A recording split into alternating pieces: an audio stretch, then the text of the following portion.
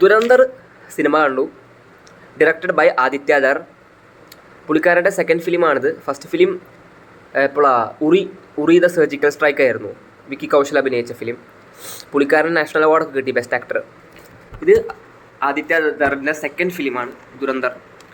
ആൾ ഏതോ film minimum അല്ലാണ്ട് direction അല്ലാണ്ട് പടങ്ങൾ ഏതൊക്കെയോ പ്രൊഡ്യൂസ് ചെയ്തിട്ടുണ്ട്, സ്ക്രിപ്റ്റ് എഴുതിയിട്ടുണ്ട്. ആർട്ടിക്കിൾ 370 പുള്ളിക്കാരൻ്റെ അങ്ങനത്തെ ഒരു പടമാണെന്ന് തോന്നുന്നത്, സ്ക്രിപ്റ്റാണെന്ന് തോന്നുന്നു ആർട്ടിക്കിൾ 370. ഇതിപ്പോൾ ഇദ്ദേഹത്തിൻ്റെ സെക്കൻഡ് ഫിലിമാണ് ദുരന്തർ. പടത്തിൽ സ്റ്റാറിങ് രൺവീർ സിംഗ്, ആർ മാധവൻ, അക്ഷയ് ഖന്ന, അർജുൻ രാംപാൽ, പിന്നെ ആൻമരിയ കലിപ്പിലാണ്. പിന്നെ കുറേ കാസ്റ്റുകളുണ്ട്. മെയിൻ ആക്ടേഴ്സ് ഇവരാണ്. പടം 3.5 മണിക്കൂറുണ്ട്, കൃത്യം 3.5 മണിക്കൂർ. ഞാൻ 9:30 ഷോ ഇന്നലെ നൈറ്റാണ് പോകുന്നത്. 1 മണിയായപ്പോൾ തീർന്നു. എനിക്ക് പേഴ്സണലി ഇഷ്ടപ്പെട്ടു. ഒരു നല്ല സിനിമയാണ്. തിയേറ്ററിൽ കാണുവാണെങ്കിൽ പോയി കാണാം. എനിക്കങ്ങനെ മസ്റ്റ് വാച്ച് തിയേറ്റർ എന്ന് തോന്നിയില്ല. ബട്ട് സ്റ്റിൽ ഞാൻ സ്പെൻഡ് ചെയ്ത ടൈമിനും സിനിമ എന്ന രീതിയിൽ മൊത്തത്തിൽ വേർത്തായിരുന്നു, സാറ്റിസ്ഫൈഡ് ആയിരുന്നു. ചുരുക്കി പറഞ്ഞ പടം എനിക്ക് ഇങ്ങനെയാണ് തോന്നിയത്. ഇനി ഡീറ്റെയിൽ ആയിട്ട് പറഞ്ഞു കഴിഞ്ഞാൽ സ്പോയിലറൊന്നും ഉണ്ടാവില്ല. ഞാൻ അത് അല്ലാണ്ട് ബ്രേക്ക് ചെയ്ത് തരാം കുറച്ച് കാര്യങ്ങൾ. ഫസ്റ്റ് ഹാഫാണ് ശരിക്കും 2 മണിക്കൂർ. ഈ 3.5 മണിക്കൂറുള്ള പടത്തിൽ 2 മണിക്കൂർ ലെങ്ത് കൂടുതലുള്ളത് ഫസ്റ്റ് ഹാഫാണ്. 2 മണിക്കൂറുണ്ട്. 1.5 മണിക്കൂറുള്ളൂ second half. But first half ചെറിയൊരു വലിച്ചിലുണ്ടാവും. അതിപ്പോൾ ഫസ്റ്റ് ഹാഫ് 2 മണിക്കൂറും സെക്കൻഡ് ഹാഫ് 1.5 മണിക്കൂറാണ്. അരമണിക്കൂറിൻ്റെ ഡിഫറൻസേ ഉള്ളൂ. ഇനി ഫസ്റ്റ് ഹാഫും 1.5 മണിക്കൂറുള്ളൂ എന്ന് വിചാരിക്കുക. ബട്ട് സ്റ്റിൽ ഫസ്റ്റ് ഹാഫിലൊരു വലിച്ചിൽ വരും. കാരണം ഫസ്റ്റ് ഹാഫിൽ ഈ കഥാപാത്രങ്ങളെ ബിൽഡ് ചെയ്ത് ഈ അഭിനയിച്ചിരിക്കുന്ന ക്യാരക്ടേഴ്സ് ഉണ്ടല്ലോ, രൺവീർ ആയാലും അക്ഷയ് ഖന്ന, ഇവരൊക്കെ ഇൻട്രൊഡ്യൂസ് ചെയ്ത് ഇവരെങ്ങനെയാണ് ബിൽഡ് ചെയ്ത് വരുമ്പോൾ അതിൻ്റെ ഒരു ടൈം ഉണ്ടായിരുന്നു. പിന്നെ ഫസ്റ്റ് ഹാഫ് തീരാറാകുമ്പോൾ പുതിയൊരു ക്യാരക്ടർ വരും. ഫസ്റ്റ് ഹാഫ് തീരാറാവുന്ന ഒരു ടൈമിലാണ് സഞ്ജയ് ദത്ത് വരുന്നതും. സ്പെഷ്യൽ അപ്പിയറൻസ് ആയിട്ടാണ് പുള്ളിക്കാരൻ ചെയ്തേക്കുന്നത്, സഞ്ജയ് ദത്ത്. അർജുൻ രാംപാൽ വരുന്നതും. കഥാപാത്രങ്ങളെ അത് ബിൽഡ് ചെയ്തെടുക്കുക, അതിനാണ് ലെങ്തി ആയിട്ട് ഫസ്റ്റ് ഹാഫ് പോയത്. ചെറിയ രീതിയിലൊരു ബോറടി വരും. ബട്ട് സെക്കൻഡ് ഹാഫ് എന്ന് പറഞ്ഞു കഴിഞ്ഞാൽ 1.5 മണിക്കൂർ പെട്ടെന്ന് തീർന്നു. സെക്കൻഡ് ഹാഫ് ഭയങ്കര എൻഗേജിങ് ആയിരുന്നു. സെക്കൻഡ് ഹാഫ് ഫൈനലി പറയുമ്പോൾ ഒരു പടം കണ്ടു കഴിഞ്ഞാൽ സെക്കൻഡ് ഹാഫിൻ്റെ ഗ്രാഫ് മേലോട്ടായിരുന്നു. പേഴ്സണലി എനിക്ക് അങ്ങനെയാണ് തോന്നിയത്. ഫസ്റ്റ് ഹാഫ് ചെറിയൊരു വലിച്ചിൽ വന്നെങ്കിലും സെക്കൻഡ് ഹാഫ് തീർന്നപ്പോൾ സാറ്റിസ്ഫൈഡ് ആയി. നേരെ തിരിച്ചാണെങ്കിൽ ഇങ്ങനെ ആവില്ല. എൻ്റെ അനുഭവം എന്ന് പറയുമ്പോൾ അലമ്പായിരിക്കും. ഫസ്റ്റ് ഹാഫ് നല്ല രീതിയിൽ ചെയ്തിട്ട് സെക്കൻഡ് ഹാഫ് ഇതുപോലെ വലിച്ചിലായി കഴിഞ്ഞാൽ പിന്നെ ഫൈനൽ ഔട്ട്പുട്ട് പടം കണ്ടു കഴിഞ്ഞാൽ നമ്മൾ സാറ്റിസ്ഫൈഡ് അല്ലല്ലോ. ഇത് ഫസ്റ്റ് ഹാഫിലൊരു ചെറിയൊരു കഥാപാത്രങ്ങളെ ബിൽഡ് ചെയ്ത് വന്ന ആ ഒരു ഇത് മാത്രമേ ഉള്ളൂ. സെക്കൻഡ് ഹാഫ് അവരാണെങ്കിൽ ഇന്നാ പിടിച്ചോന്നും പറഞ്ഞിട്ടേ എന്നങ്ങ് പൊട്ടിച്ചു. 1.5 മണിക്കൂർ വേഗം തീരുക. 1.5 മണിക്കൂർ. ഇനി അത് സെക്കൻഡ് ഹാഫ് 2 മണിക്കൂർ ഉണ്ടായാൽ കൂടി ഭയങ്കര എൻഗേജിങ് ആയിരുന്നു. പിന്നെ എനിക്കിതിൽ നല്ലോണം വർക്കായത് അക്ഷയ് ഖന്നയുടെ പെർഫോമൻസാണ്. എനിക്ക് രൺവീർ സിംഗിനെ നിങ്ങൾക്കറിയാം, ആൾക്കൊരു ഓറയുണ്ട്. ആൾ റിയൽ ക്യാരക്ടർ ആയാലും ഒരു എനർജറ്റിക് ആയിട്ടുള്ള ക്യാരക്ടറാണ്. പടത്തിലായാലും പുള്ളിക്കാരൻ്റെ ഒരു ലുക്കും ഫിസിക്കൽ ഔട്ട് ലുക്കും പെർഫോമൻസ് വൈസ് നല്ലതാണെങ്കിലും ഈ ഓറ ഫാം ചെയ്തത് ശരിക്കും അക്ഷയ് ഖന്നയായിരുന്നു. പുള്ളിക്കാരൻ്റെ നടത്തത്തിനുണ്ടായിരുന്നു ഒരു ഓറ, കണ്ണുകൾക്കുണ്ടായിരുന്നു ഒരു നോട്ടവും സിഗരറ്റ് വലിക്കുന്നതിനൊക്കെ ഒരു സ്പെഷ്യൽ വൈബായിരുന്നു. ഞാൻ എൻ്റെ ഫ്രണ്ട് പോയി പടം കണ്ടു, ഞങ്ങൾ ഡിസ്കസ് ചെയ്തു അക്ഷയ് ഖന്നയുടെ ഓറ. പിന്നെ നമ്മളൊക്കെ പെട്ടെന്ന് ഓക്വേർഡ് തോന്നുന്നത് ആക്ടറും ആക്ട്രസും തമ്മിലുള്ളൊരു ഏജ് ഡിഫറൻസ് ഉണ്ടല്ലോ. ഈ ആൻമരിയ കലിപ്പിലാണ് ആ കുട്ടിയുടെ പേര് എനിക്ക് അറിഞ്ഞൂടാ. മനസ്സിലായല്ലോ. ആ കുട്ടിക്ക് 19 ഇയേഴ്സ് അല്ല, ശരിക്കും അത്രയല്ല ഈ ഫിലിമിൽ. പക്ഷേ നമ്മൾക്ക് ഓക്വേർഡ് തോന്നുമെങ്കിലും പടത്തിൽ അങ്ങനെ തന്നെയാണ് ഇവരെ കാണിക്കുന്നത്.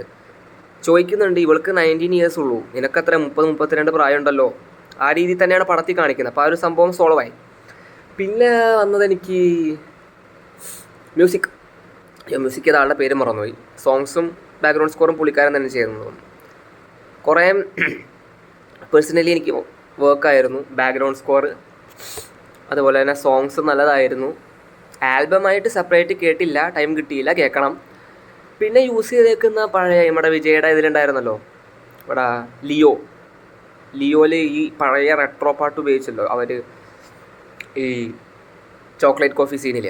അതുപോലെ തന്നെ ഇപ്പോൾ റെട്രോ പാട്ടുകൾ ഇപ്പോൾ ഇയാൾ മെയിൻ യൂസ് ചെയ്യുക ലോകേഷ് ഈ പടത്തിലുണ്ടല്ലോ. കൂലിയിലുണ്ട്. പിന്നെ നമ്മുടെ അതിക് രവിചന്ദ്രൻ ഡയറക്റ്റ് ചെയ്ത ഫിലിം മാർക്ക് ആൻ്റണി ആയാലും ഈ ഗുഡ് ബാഡ് അഗ്ലി, ഇതിലൊക്കെ റെട്രോ പാട്ടുകൾ ഇട്ട് ഇങ്ങനെ പോളിഷ് ചെയ്തെടുത്ത് ചെയ്തുകൊണ്ടിരിക്കുക.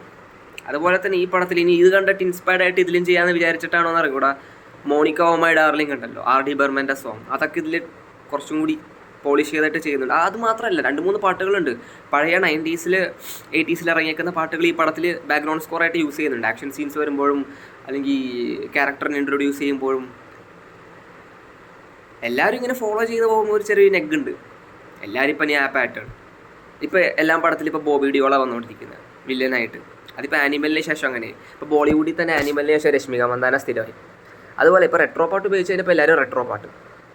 അത് പടത്തിൽ സ്യൂട്ടല്ല എന്നല്ല പറയുന്ന, മ്യൂസിക് നോക്കിക്കഴിഞ്ഞാൽ ഓക്കെ, എനിക്ക് വർക്കായ ഒരു ബാക്ക്ഗ്രൗണ്ട് സ്കോറും സോങ്ങുമാണ്. ബട്ട് ഈ സ്ട്രാറ്റജി ഉണ്ടല്ലോ, റെട്രോ മ്യൂസിക് ഇനി വരുന്ന പടങ്ങൾ സ്ഥിരം യൂസ് ചെയ്തുകൊണ്ടിരിക്കും. അതൊന്ന് മാറ്റി പിടിക്കുക. ഒന്ന് യൂസ് ചെയ്തപ്പോൾ എല്ലാവരും യൂസ് ചെയ്യുക. ഈ മസ്ക ബൺ ഇൻട്രൊഡ്യൂസ് ചെയ്തപ്പോൾ എല്ലാവരും മറ്റേ ബൺ മസ്ക എല്ലാവരും ബൺ മസ്കയാക്കി. അതുപോലെ മ്യൂസിക് നല്ലതായിരുന്നു. പടം വേറൊരു കാര്യം തോന്നിയത്, ഇതിൻ്റെ സെക്കൻഡ് പാർട്ടുണ്ട്. ഞാൻ കേട്ടത് ഈ പടത്തിൻ്റെ സെക്കൻഡ് പാർട്ട് ശരിക്കും ഷൂട്ട് ചെയ്ത് വെച്ചു. പിന്നീടാണ് സെക്കൻഡ് പാർട്ടിന് ഇനി വേറെ ഷൂട്ടിങ്ങിന് വേണ്ട, സെക്കൻഡ് പാർട്ടും കൂടി ഷൂട്ട് ചെയ്ത് ഒരു 8 മണിക്കൂറുള്ള പടമെന്ന് തോന്നുന്നത്, 8 or 6 ഇത്ര ഡ്യൂറേഷൻ ഉണ്ട് പടത്തിന്.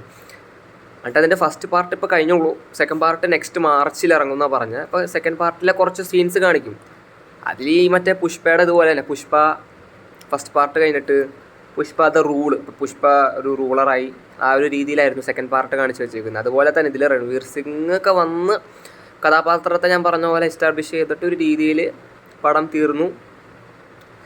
ഇനി ആ രൺവീർ സിംഗിൻ്റെ ഒരു റൂൾ എന്ന രീതിയിലാണ് ഈ പടത്തിൻ്റെ സെക്കൻഡ് ഹാഫിൻ്റെ ഒരു ചെറിയൊരു കട്ട് കാണിച്ചിരുന്നു പോകുന്നത്. ഞാൻ കണ്ട തിയേറ്റർ, ഞാൻ ശരിക്കും ഈ തിയേറ്റർ കാണണ്ട എന്ന് വിചാരിച്ചതായിരുന്നു. ഈ തൃപ്പൂണിത്തറ ന്യൂ സെൻട്രൽ ടാക്കീസിലാണ് ഫിലിം കാണുന്നത്. ചെറിയ സ്ക്രീൻ ആയതുകൊണ്ട് എൻ്റെ ഫ്രണ്ടാണ് ബുക്ക് ചെയ്തത്. നമുക്ക് ബുക്ക് മൈ ഷോയിൽ നോക്കുമ്പോൾ അറിയാം തിയേറ്ററിൻ്റെ ആ ഒരു ഔട്ട് സ്ട്രക്ചർ എന്താണെന്ന്. അപ്പോൾ ഒരു ചെറിയ മടിയുണ്ടായിരുന്നു പോയി കാണാൻ. ബട്ട് തിയേറ്റർ കയറിയപ്പോൾ നോക്കി നല്ല സ്ക്രീനായിരുന്നു. അത്ര വലിയ സ്ക്രീനൊന്നുമല്ല, ചെറിയ സ്ക്രീനാണെങ്കിൽ കൂടി അത്യാവശ്യം നല്ല എക്സ്പീരിയൻസ് ആയിരുന്നു. തൃപ്പൂണിത്തറയിലെ ന്യൂ സെൻട്രൽ ടാക്കീസ് ഞാൻ പോയത് സ്ക്രീൻ 3-ലാണ്. സ്ക്രീൻ 1, സ്ക്രീൻ 2 വേറെ ഏതാ പടം? സ്ക്രീൻ 1 കളങ്കാവലാണ് കളിച്ചുകൊണ്ടിരിക്കുന്നത്. ഇത് സ്ക്രീൻ 3-ലാണ് പടം കണ്ടത്. തിയേറ്ററിൽ ഡോൾബി 7.1 ആണ് യൂസ് ചെയ്യുന്നത്.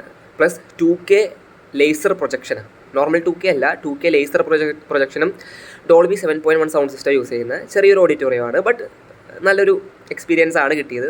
നല്ലോണം വർക്കായി ആ സ്ക്രീൻ. ഇനി അവിടെ പോയി വേറെ പടങ്ങൾ കാണുന്നുണ്ട്. വീട്ടിൽ നിന്ന് നോക്കിയാൽ ഡിസ്റ്റൻസ് ഉണ്ട് തൃപ്പൂണിത്തറ ന്യൂ സെൻട്രൽ ടാക്കീസിലോട്ട്. ബട്ട് ഓരോ സ്ക്രീൻ എക്സ്പ്ലോർ ചെയ്യണമെന്നൊരാഗ്രഹം. അപ്പം നല്ലൊരു സ്ക്രീനായിരുന്നു. അപ്പം എല്ലാം കൊണ്ടും പടം കണ്ടു കഴിഞ്ഞപ്പോൾ 3.5 മണിക്കൂർ ഇരിക്കണം. ആദ്യത്തെ കാര്യം, നിങ്ങൾക്ക് 3.5 മണിക്കൂർ സ്പെൻഡ് ചെയ്യാൻ ഓക്കെ ആണെങ്കിൽ കാണാം. ആക്ഷൻ പടം, ജോണറിൽ പെടുന്ന പടമാണ്, ഡ്രാമ ആക്ഷൻ. പിന്നെ ഒരു ഇത് തോന്നിയത് വയലൻസ്.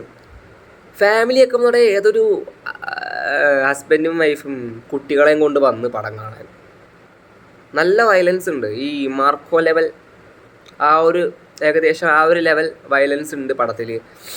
ഒരു സീൻ വന്നപ്പോൾ നമുക്ക് തോന്നും പടത്തിൽ അത്യാവശ്യം. അപ്പോൾ 18 വയസ്സ് കഴിഞ്ഞവർ പോയി പടം കാണാം, അല്ലാണ്ട് ഫാമിലി ആയിട്ട് പോയി കാണരുത് ഈ ഒരു ടൈപ്പ് ഫിലിം. മൊത്തത്തിൽ കൊടുത്ത പൈസക്ക് എനിക്ക് വേർത്തായിരുന്നു. സ്പെൻഡ് ചെയ്ത 3.5 മണിക്കൂറിൽ ഓക്കെ ആയിരുന്നു പടം. നല്ലൊരു സിനിമ. അതായിരുന്നു ദുരന്തർ.